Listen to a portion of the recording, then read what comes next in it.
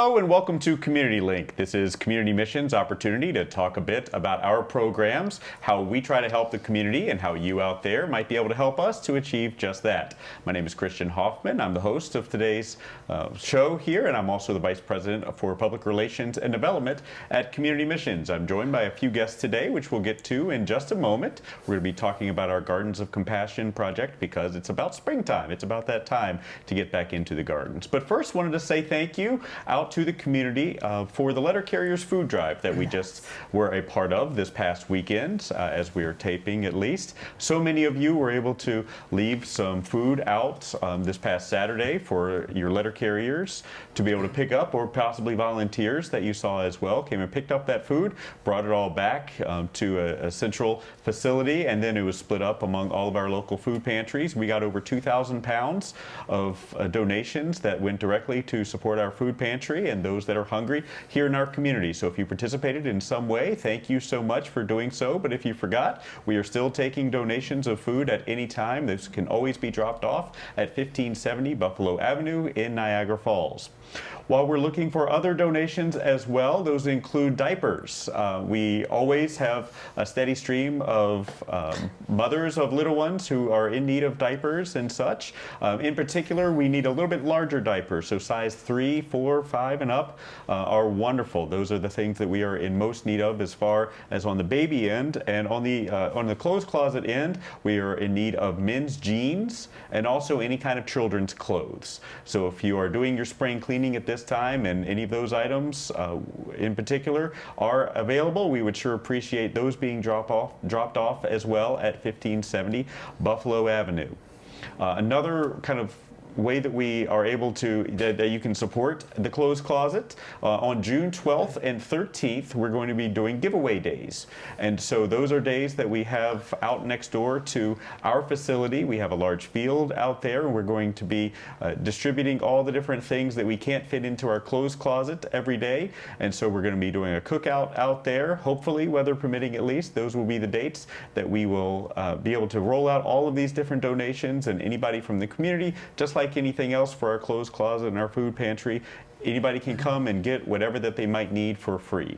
So your piece of that would be volunteering. If you have an interest particularly in coming out and helping us those days, that would be wonderful. So June 12th and 13th is when we're going to be doing it in June, but we'll also have one in July and August, and I'll be keeping you up to date on those dates as well. And again, if you are in need, please circle your calendar for either the 12th or the 13th and come on out, and you can get a good meal and a lot of other things as well, all for free. Always keep in mind, please, that we're hiring. We have about 25 different positions that are open across Community Missions, whether you're looking for part-time work or full-time employment, or maybe you're a consultant in some field. We have some openings there as well, on-site, possibly in Niagara Falls or in North Tonawanda or even in Lockport. So no matter what it is that you might be looking for, maybe just some extra hours to try to get some spending money this summer, we have opportunities available for that. And one last thing that I will leave you with is that it is also going to be golf tournament season here. Community Missions is one of many out this summer. And so on Monday, July 29th, we're going to hold our 23rd annual golf tournament that's going to be held up at Niagara Frontier Golf Club. We're looking for players. Registration links are open. We're looking for sponsors. If you would like to have your business shown as supporting Community Missions and all of our different programs in some way, a lot of opportunities there. And also volunteers. If you would want to come and spend a wonderful day, hopefully out on the course, then we would sure appreciate you doing so. You can just call us at 716-285-3403 for more information, or just go to communitymissions.org. Well, May is Mental Health Month, and we hope that you will that you are celebrating in some way. And please follow our social media along. We'll have lots of tips and different things talking about mental health. One way that we bring in mental health into our programs is our Gardens of Compassion program. And so, to my immediate right, we've got Reverend Mark Breeze. He's our Vice President of Faith Services and our agency minister here at Community Missions. Carla Lavorchek is to his right, and she's our pros trainer and also does intake as well. And then to her right is Kat Bordenero, and he is a seasonal zone leader with Grassroots Gardens. So welcome, everyone. Thanks for having us. Thank you. All right, wonderful. So Mark, I'll start with you, if you would. What in the world is Gardens of Compassion? So the Gardens of Compassion is a gardening program that we run at St. James United Methodist Church. We have a partnership with them. It's on Porter Road right next to the Niagara Falls High School. They have a big open space there, and we have a whole bunch of 4x8 raised garden beds where we grow vegetables and herbs and flowers and all kinds of stuff. And we bring our clients in once a week from our mental health programs to plant and tend the garden all summer, and they get to bring that produce home to use. We use a lot of it too towards our soup kitchen. We bring things back to be able to use there, and it's an opportunity for our clients to get outside. It's a community garden, so anybody is welcome, so there's community engagement around that. And with that, we hope that by getting the community involved, we can break down some of the negative stigma around mental health issues. And we also use it as an opportunity to talk about caring for creation. In our current situation, we have a warming planet, and we need to be taking care of it. And local farming and gardening and buying local is a big thing. And it's kind of our duty to care for the planet. So we talk about caring for creation from a variety of cultural and religious perspectives as part of the program. And we also talk about nutrition. We have Cornell Cooperative Extension comes in with a SNAP education program from through a New York State grant. And they do a nutrition presentation during each gardening time, and they also provide a healthy recipe that they demonstrate and everybody gets to try. So that's what happens at the Gardens of Compassion. It's a lot, right? It's a lot. There's a lot that goes on, it's a lot for sure. Fun. All in an hour and 45 minutes, once every Monday morning. Okay. How did the program come about? So it started over a decade ago. I had this thought of if I could just convince every local church in Niagara County to just put a little 4x4 garden in their somewhere by their church, we could get like a couple of acres worth of farm produce that they could donate. But it was really hard to do that. People were just hesitant to, who's going to water the garden? Who's going to take care of it?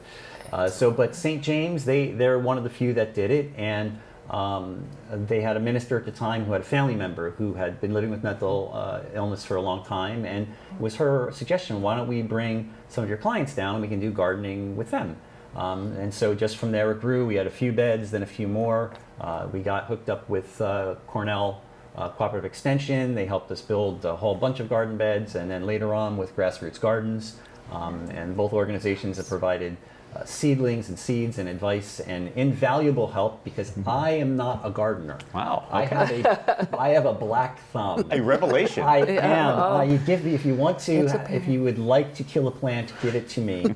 But the exciting thing is, the most exciting part of the gardens in the last few years is that for the last 3 years or so, we've been able to grow watermelons finally. For years and years. It's my favorite thing. I do it just to grow the watermelons. All the other stuff, who cares? We get to grow watermelons out of it. But yeah, so that was the beginnings. It was this idea of getting the local community to grow fresh produce that we could use in our pantry and kitchen. And it just sort of, one thing led to another. And we now have this program that's been going there. I guess we've been having this actual part of it for almost 10 years, I think, where we're doing this great thing where we have our clients come down, volunteers from the community, and people really enjoy it. That's great. So Carla, we have the program participants from pros that come out to it. What do you see? What are the benefits for them to come out and be a part of the gardens? Well, I think what we see is we're able to do things. Well, the nutrition part is like just to help people learn good nutrition and stuff, and have an opportunity to see how things grow too, because you see things in a package, you don't understand where it came from, so it's kind of cool. And there's also other mental health supports there. Just standing on the ground and having your feet on the ground, it's grounding. I had the thing on the dirt has a microbe in it that is a happy microbe, where it makes you feel happier. It increases your serotonin. So, and then there's like meditation. I do meditation groups at work in a classroom. It's nicer to do it out in the open. Pastor Mark brought in some musicians that were there that were amazing, and it'd be sit in the garden, the drumming ones. we have to get Cody Blackbird in there. We had, it was the Western New York, the not yet dead Western New York Grateful Dead tribute band. Yeah, we're not yet dead. The Western New York, we're not dead. That's what it is. Yeah. They're great. They're really fun. They come out and do this acoustic thing. It's awesome. At Pros, we're in a classroom, 45-minute groups and stuff, so it's nice to offer something that's not just in a classroom, it's out in the community, it's seeing people and making connections, be kind, make connections. And it's good too, like people get to see, it's not just that maybe they didn't know how food grows, but like a lot of our clients sometimes hadn't experienced that. Or earlier in their life, before their mental health issues emerged, they had, families that gardens or did gardening, and, could be a connection back to them, to sort of a grounding thing within their own personal story. It's neat.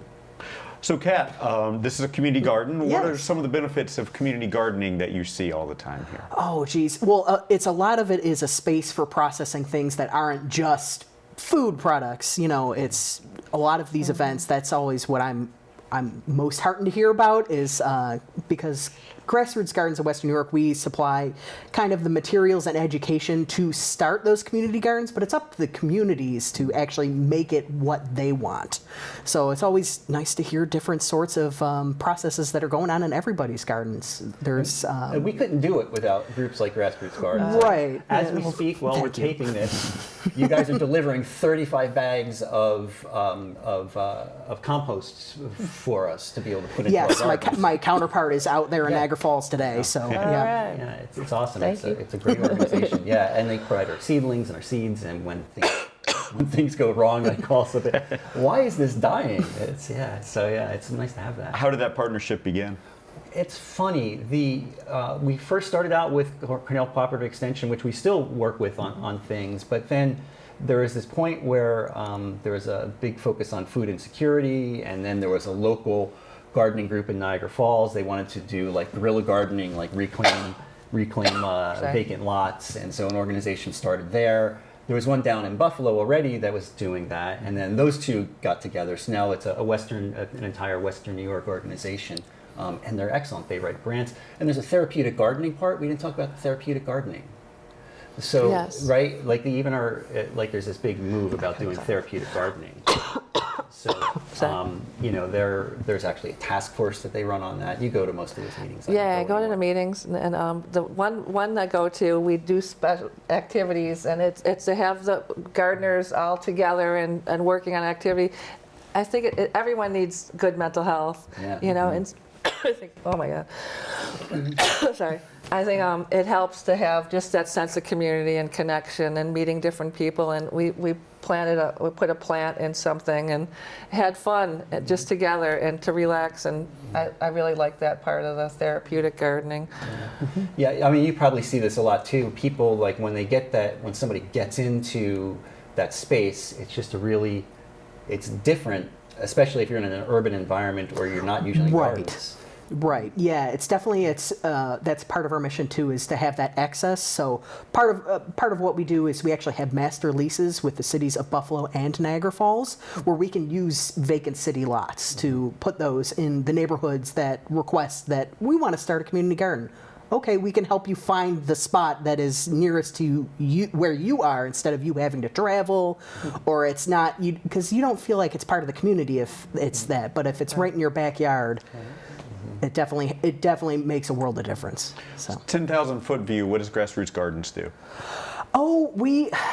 Grassroots Gardens is a network of community gardens, so we're not the ones in charge of the gardens themselves. That's the community, but we're all about lowering the barriers to entry to having a community garden. So as you were saying before, where there was, some hesitation on